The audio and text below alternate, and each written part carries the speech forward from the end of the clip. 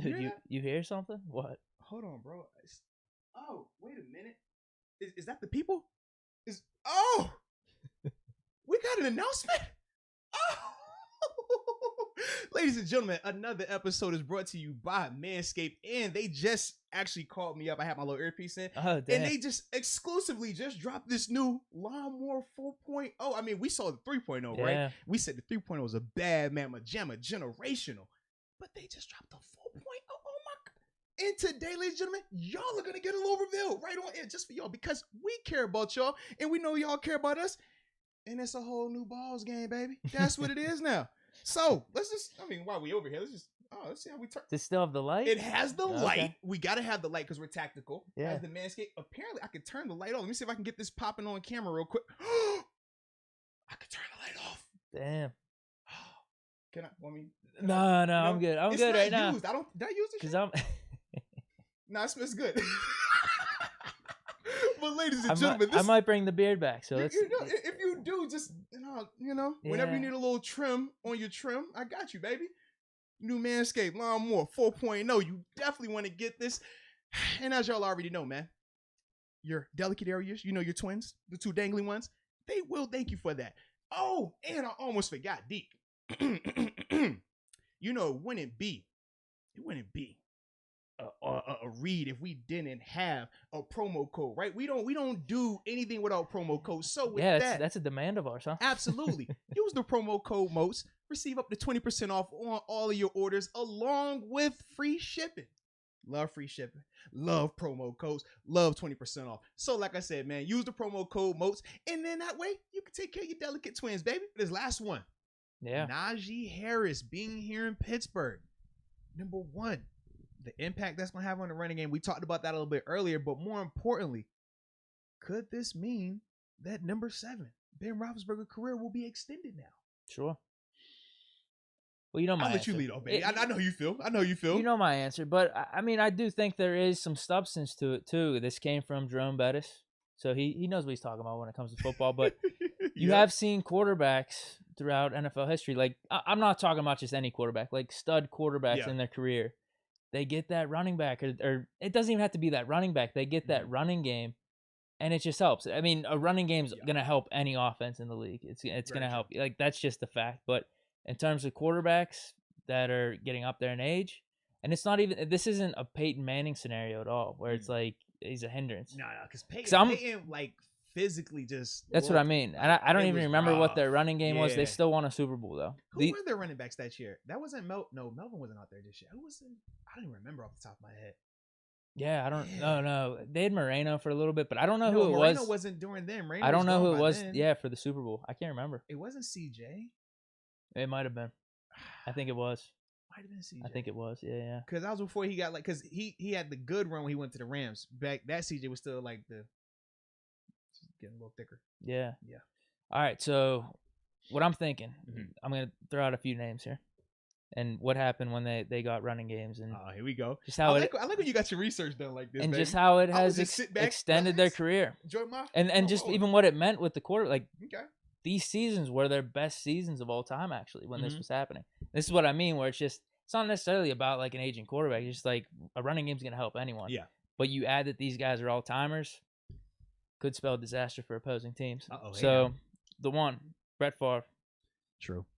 Goes to Minnesota. You already saw it. That might have been his best season of all time. That was crazy. Adrian Peterson. That was crazy. And I'll give him this though. Percy Harvin. Who was the tall receiver they had out there? Sidney Rice. That's he underrated. I don't know. I don't know if Favre made him or not. That's the thing. I feel like Sidney was underrated, man. I like this game, I think Harvin was underrated. Oh, major underrated. Yeah. That's what Percy do. This is the crib. Underrated / properly rated. The reason I say properly because he was injured a lot. He missed a ton of games. So that's my like when he was in, he was big time. Electric, bro. He was big time. You put the ball in his hands, like it's crazy. So yeah, Brett Favre, that's one comparison right there. Goes to Minnesota. I think I don't know what he was, age 39, 40. Everyone thought he was washed up from the Jets year. Granted, I thought his Jets year he was awesome till he got hurt. He was, and then New York happened to him. I swear he got hurt though. Either way, don't text certain pictures of certain parts unless it is a Manscaped part. Make sure you make sure you take care of your balls. That's about it if you're gonna be doing certain things like that, man. But as a whole, I don't recommend that. Keep the pictures to yourself. That's what happened to the man. You know that's what happened, man. I swear he got hurt. He got hurt, but then that happened also. I mean, yeah, that was... Yeah, they got him up out of there. They changed it. Yeah. You can't do that, baby. Yeah, you can't do that at all. Especially in New York. Don't do that in New York. No. Yeah, you can't be doing that. But no, don't do that. I don't think that's why he left New York. I thought he just wanted to go to Minnesota. I think it all played into it. That's all I'm saying. Okay. Bro. All right, next name then. So Brett Favre. John Elway. That's the funny. the most obvious one. Literally, Keon Ron Broomsey literally just put this in there. Elway had T. Davis help him win. Yeah, so it was. I think it was Elway's last 3 seasons. Yeah, that changed everything. But then if you look at Elway's stats, those were his statistically. I don't. Mm-hmm. Someone with the eye test can maybe tell me otherwise. But those were statistically his 3 best seasons of his career, where he had the most touchdowns. So that's that, and he obviously won 2 Super Bowls. Yeah. Another name that you might brush this aside, but I'm going to throw it out there. Tom Brady, actually. No, he did. Absolutely. So hold on. Yes. 2018 playoffs. Yes, for a fact. Sony Michel. Yes, they drafted him, and that. Yes, absolutely. Even though he's not like these bona fide studs like Adrian Peterson, Terrell Davis, his run in the playoffs. That was a huge upgrade. Yes. A lot of people kind of thought he was washed the following year in 2019. Then we see what happened with Tampa Bay. You can make the same case for Fournette Tampa. And Ronald Jones, the running game that he has down there, extending his career. And this is what I'm saying too. I'm not saying Tom Brady, John Elway, Brett Favre, like they're not washed at all. Like these dudes are still studs. It's just if you add these running games to them, you're gonna extend the career.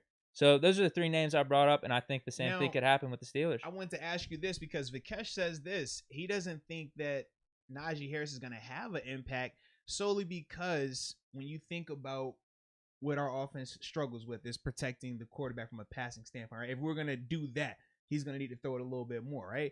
And with those other guys, Tampa's O-line was really good. We do know that. Even the year where, was it 2018? New England, their line was good. We could go and talk about, who else did we just say? Minnesota. Like, all those teams had good lines.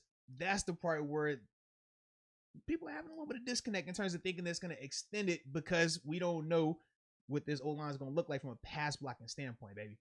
That's the thing. Pass blocking? Yeah. You just said total. Well, because in total, you got to think, it's not like we're asking, is the offense going to look better? We're saying, is it going to extend Ben's career? That's a different question. Extending his career, he's going to have, he's going to be slinging that rock at a high level for it to continue on, right? And when we say high level, at least where he's at right now, right? So with that being the case, knowing our offensive line situation, if it isn't going to be as good as we think it can be from a pass blocking standpoint, that doesn't help Ben out at all. Okay, but the run blocking and the running game being there would. That would help, yes. And just see, like, our line's young, though, too.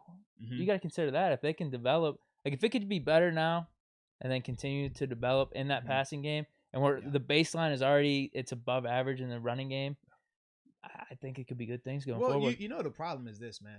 When I think about Tampa's line last year, and somebody brought this up in the chat, they said that they talked about AQ Shipley. He actually got some snaps in there center for them, right? The thing was this, bro. During the playoff run, you know what they had that we did not have? Are you going to say something about JMU? You better believe it. Their starting guard. Yes, indeed. Did he Aaron start? Stinney. Yes, for the whole playoffs. Super Bowl champion. Yes. Not only did they have one JMU player, they had three JMU players, all offensive linemen as well. When you have that, that's how you win. So you want to win a Super Bowl, you want Ben to get right, get you a JMU lineman, baby. It's that simple. It's that simple, man. All right. But I think it can. I mean, listen, Bettis said it. I just gave up some good examples there. If Harris is the running back we're thinking, if the run blocking will improve a decent amount this year, Bettis said we the gold standard now, man. He said Najee come in here makes us the gold standard. I like that. I like the sound of that. So it sounds good. I'm gonna agree with that. I'm hoping he's seeking like just big picture, organizationally like gold standard. I don't know if he was talking like directly gold standard, but I like it though. I like it. I'm with it. Yeah, so I really do. I think it could be a good thing. I think Ben played well last year, all things considering, with the 33 touchdown stuff. Now, if we improve the run game, we get the run blocking better. Yeah. If the pass blocking, I don't know what it's going to be like, because a lot of the times we did pass it really quick, so we didn't get to see the full effects of the pass blocking. And that was because of the offensive line, not because of Ben and his arm. So that's the part where. That's what I mean. I think next year it could be lethal, man. If we could add some of those short passing elements that we were doing last year. some of the stuff that Ben knows with this deep ball, increase the running game, the blocking increases. You know, we got studs at receivers. We brought in Pat Fryermuth. Like, this could be a great offense. And that's why I'm thinking, yeah, why would Ben want to leave? If he's not getting hurt or anything, this could extend the career. I'm hoping. I hope that it plays out the way that you. What do you think? What are you saying? So, 2020. Well, you already think he might be coming back after 2021. Yeah, I said that wasn't because of the play element. That was just based on some of these things I'm seeing when I look at Thomas' extension, when I look at this piece and how they have maneuvered this offseason, really not going all in, but at the same time, not fully saying, hey, we're going to punt on this year and prepare for the following years. I feel like Ben is going to be back next year. I do. I don't know. I don't think he's going to be back following after that. I think that he'll be back, though, for this year and next year. I just personally do, man. But if things are humming like I'm thinking. If it's going like how you think, it was different. But think about this. None of us started turning on Ben and saying we wanted to get rid of Ben because he was playing great. No. We started saying that because his play showed us that. His play was the reason why we started saying it. Think about the first 11 games. Nobody was talking about Ben being washed. That came up the last 6 games, the playoff game. So for Ben, if he wants us to feel like he could play for the next 20 years, go out there and prove it. Brady, prime example. People talked bad about him that last year in New England. What did he do? He just went and proved it on the road in Tampa. People talked about him the years before that. What did he do? He won multiple rings during that time frame up there. Jimmy G scenario, right? Oh, is this the successor? Bumped him, man. I'm about to go win me 2 more rings up here. You want 7 to be here that long? You want all of us to share in that 7 sentiment like how you do? Well, hey, man, make sure 7 go out there and ball to that extent. Then we don't have to. And I agree with that. And I agree with that 100%. Yeah. And everything that was going on in this offseason about whether we should have Ben come back or have him retire, whatever. I forget what the conversation was. Let him walk, whatever it was. Yeah.